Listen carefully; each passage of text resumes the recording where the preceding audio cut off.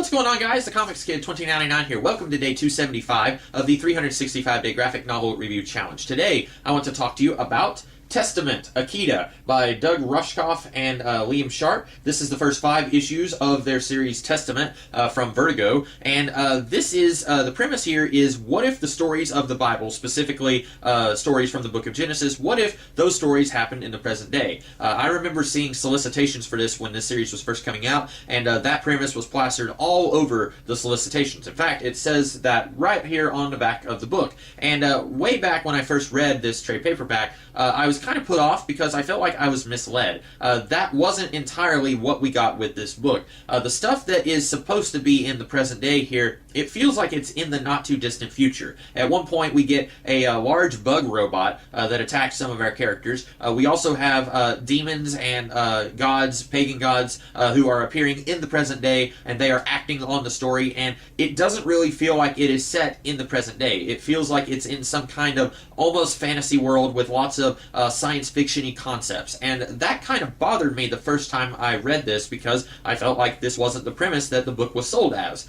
Knowing what I was getting into this time, it didn't bother me as much, but if you're really interested in seeing Bible stories that are played out again in the present day but slightly different ways, and then you go into this and it's a science fiction, fascist, futuristic world, that might bother you, or maybe you'll think, hey, this is even better than what I thought it was. Just a little fair warning, though. Also, I consider myself to be a religious person, and if you are, you might not want to read this. There's some stuff here that you might not like. It does add and inflate a little bit of the stories from the Bible that are adapted here. We get the story of Abraham almost sacrificing Isaac, and then Sodom and Gomorrah, and then we also get to see Abraham going to rescue Lot after the destruction of Sodom and Gomorrah. And for the most part, those stories are played pretty straight. The Abraham sacrificing Isaac thing, that is pretty much just straight from the Bible. The Sodom and Gomorrah thing, that also is pretty much straight from the Bible. Abraham going to war against the king who had enslaved Lot and several other people, that is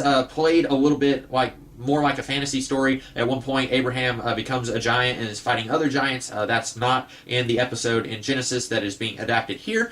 So if that kind of thing bothers you, if you were enraged at the Noah movie by Darren Aronofsky, then you might not like this, because this is kind of doing some of the same stuff that that movie did. But if you don't mind seeing a loose adaptation of these stories that adds a little bit, but the spirit is still more or less true to what it was in the Bible, then you might enjoy this quite a bit. You might like seeing Abraham go to war against these giants, and you get to see some other angles on the story that are not present in the biblical account of these events. Also, this does add other characters to these biblical stories, specifically Moloch and Krishna, who are pagan deities. I don't know where Krishna is from, maybe Indian mythology, although I'm not sure, and Moloch is a demon who I think is mentioned in the Bible, but he is not mentioned in these stories concerning Abraham and Lot.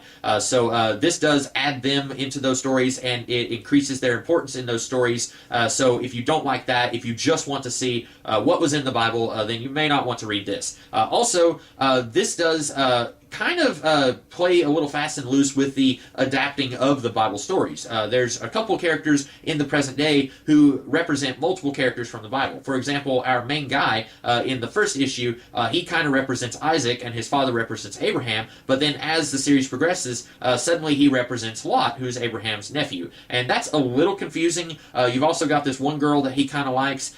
She is supposed to be one of Lot's daughters in the past, and then in the present day, she is kind of sort of supposed to be Lot's daughter, and then you've got this other girl who is our main character's ex-girlfriend.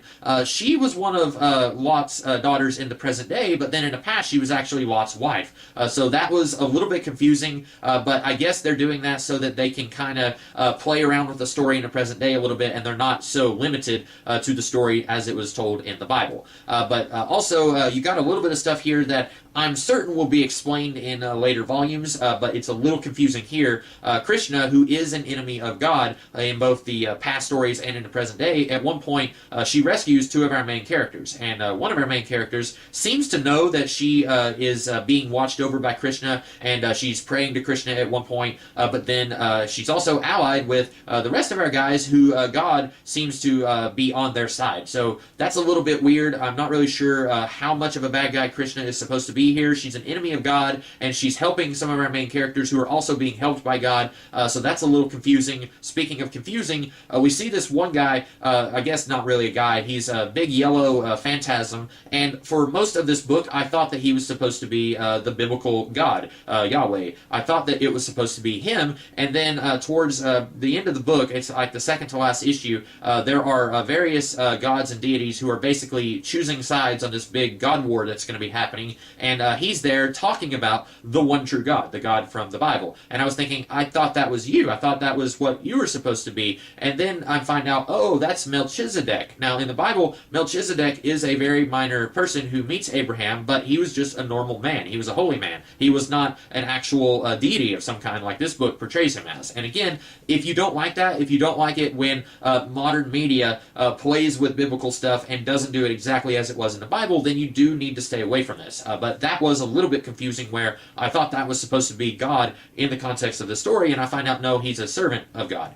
So I feel like this book could have been a little bit more clear on that. But overall, I like this book a lot more this time than I did the last time I read it. But I do feel like I need to throw up some caution for you guys. If you are sensitive to this kind of thing, you may not want to read this book. Or if you don't care, then you may want to check this out. The premise, I feel like, is pretty interesting. I liked it, and I probably will check out some of the later volumes. I don't have them right now because when I read this last time, I didn't like it, and I didn't want to read later volumes, but I did like it quite a bit more this time.